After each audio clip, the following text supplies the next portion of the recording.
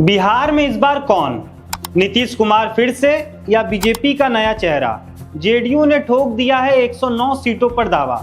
BJP चुप, लेकिन अंदर खाने सियासी हलचल तेज। क्या एनडीए का ये झगड़ा विपक्ष को फायदा पहुंचाएगा? और क्या बिहार में फिर होगा राजनीतिक महापलट? अगर आप भी बिहार की राजनीति में रुचि रखते हैं तो यह वीडियो आपके लिए है। चलिए समझते हैं 2025 विधानसभा चुनाव की पूरी कहानी। पार्टी की रणनीति, गठबंधन की खींचतान, सीट बंटवारे का घमासान और संभावित मुख्यमंत्री के नाम तक। वीडियो को आखिर तक जरूर देखें, क्योंकि अंत में हम आपसे पूछेंगे एक ऐसा सवाल जो आने वाले चुनाव की हवा बदल सकता है। नमस्कार, मैं हूं शुभम कुमार और आप देख रहे हैं टाइम्स ऑफ टुडे। बिहार में 2025 के विधानसभा चुनाव को लेकर सियासी गतिविधियां जोरों पर हैं। सभी पार्टियां पूरी ताकत के साथ चुनावी तैयारी में जुट गई है। बैठकों का दौर लगातार जारी है। खासकर गठबंधनों के भीतर सीट बंटवारे को लेकर मंथन तेज हो गया है। चाहे वह महागठबंधन हो या एनडीए, दोनों ही खेमों में अभी तक न तो उम्मीदवारों की अंतिम सूची तय हो पाई है और न ही सीट बंटवारे का फॉर्मूला। महागठबंधन में जहां सीट बंटवारे और मुख्यमंत्री चेहरे को लेकर अब तक सहमति नहीं बन सकी, वहीं एनडीए में भी हालात कुछ खास अलग नहीं है।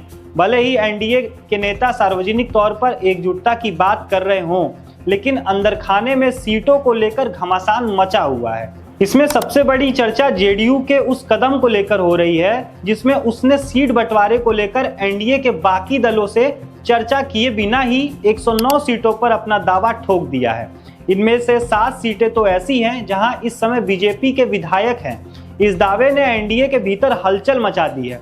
राजनीतिक गलियारों में इसे गठबंधन के भीतर तनाव और टूट की संभावना से जोड़कर देखा जा रहा है। दूसरी ओर लोजपा के अध्यक्ष और केंद्रीय मंत्री चिराग पासवान तथा अहम पार्टी के संरक्षण जीतन राम मांझी भी सीटों को लेकर अलग अलग दावे कर रहे हैं। यानी हर दल अपने हितों को लेकर मुखर है और यही एनडीए की सबसे बड़ी चुनौती बनता जा रहा है। बीजेपी और जेडीयू के बीच सीट बंटवारे को लेकर वर्षों से एक अघोषित समझ बनी हुई है। लोकसभा चुनाव में बीजेपी बड़े भाई की भूमिका निभाती है, वहीं विधानसभा चुनाव में यह भूमिका जेडीयू को दी जाती है। इसी समझ के तहत 2024 के लोकसभा चुनाव में बीजेपी ने जेडीयू से एक अधिक सीट पर चुनाव लड़ा था। अब माना जा रहा है कि जेडीयू विधानसभा चुनाव में ज्यादा सीटों की मांग कर रही है, लेकिन इस बार उसने बिना किसी बातचीत के सीधे 109 सीटों पर दावे के साथ न केवल बीजेपी को बल्कि पूरे एनडीए खेमे को चौंका दिया है। इतिहास पर नजर डालें तो 2005 से लेकर अब तक बिहार की सत्ता नीतीश कुमार के हाथों में रही है। हैरानी की बात यह है कि जेडीयू को इस दौरान कभी भी पूर्ण बहुमत नहीं मिला, फिर भी सरकार की कमान हर बार नीतीश कुमार के पास ही रही। यह बताता है कि बिहार की राजनीति में नीतीश कुमार अब भी एक निर्णायक चेहरा है। 2005 के विधानसभा चुनाव में जेडीयू ने 139 सीटों पर चुनाव लड़ा और 88 सीटों पर जीत दर्ज की।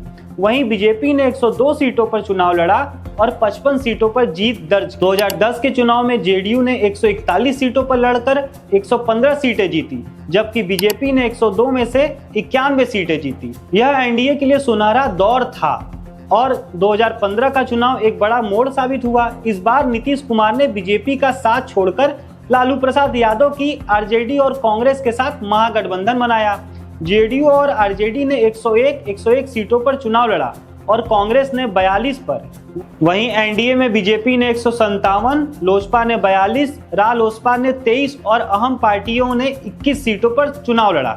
नतीजों में आरजेडी 80, जेडीयू 71 और कांग्रेस 27 सीटें जीतकर सत्ता में आ गए, जबकि बीजेपी सिर्फ 53 सीटों पर सिमट कर रह गई। 2020 में एक बार फिर नीतीश कुमार एनडीए में लौटे और बीजेपी के साथ मिलकर चुनाव लड़ा। जेडीयू ने 115 सीटों पर चुनाव लड़ा और सिर्फ 43 सीट जीत पाई। वहीं बीजेपी ने 110 सीटों में 74 सीटों पर जीत दर्ज कर ली। एनडीए की सरकार बनी, लेकिन इस बार सत्ता में बीजेपी का पलड़ा भारी रहा। बावजूद उसके मुख्यमंत्री की कुर्सी नीतीश कुमार के पास ही रही। अब जब 2025 का चुनाव नजदीक है तो तमाम राजनीतिक समीकरण फिर से बनते और बिगड़ते नजर आ रहे हैं। एनडीए में जो तकरार उभर रही है वह आगे चलकर गठबंधन की सेहत पर असर डाल सकती है। सीटों को लेकर अगर जल्द समाधान नहीं निकला तो यह मामला तूल पकड़ सकता है।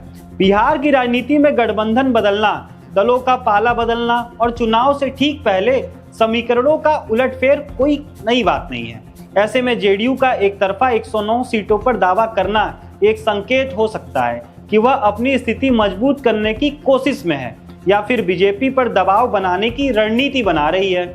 अब देखना यह होगा कि क्या एनडीए इन मतभेदों को समय रहते सुलझा पाएगा या फिर 2025 के चुनाव से पहले कोई बड़ा राजनीतिक फेरबदल देखने को मिलेगा। क्या नीतीश कुमार फिर से मुख्यमंत्री बनेंगे या इस बार बीजेपी एक नए चेहरे को सामने लाकर खड़ा कर देगी? और सबसे अहम बात, क्या गठबंधन की ये अंदरूनी खींचतान विपक्ष को फायदा पहुंचाएगी? इस बार के चुनाव सिर्फ वोटों का नहीं बल्कि गठबंधन की एकजुटता की भी सबसे बड़ी परीक्षा होने वाले हैं। अगर आप भी बिहार की राजनीति और आने वाले विधानसभा चुनाव को लेकर उत्सुक हैं तो हमें कमेंट करके जरूर बताएं कि आपके अनुसार मुख्यमंत्री पद का असली दावेदार कौन है। क्या एनडीए एकजुट रह पाएगा या महागठबंधन को मिलेगा फायदा? ऐसी ही वीडियो और जमीनी खबरों के लिए हमारे चैनल को सब्सक्राइब कर लें और वीडियो को लाइक करें और शेयर करना ना भूलें। आपका एक क्लिक हमें बेहतर कंटेंट लाने की ताकत देता है। धन्यवाद।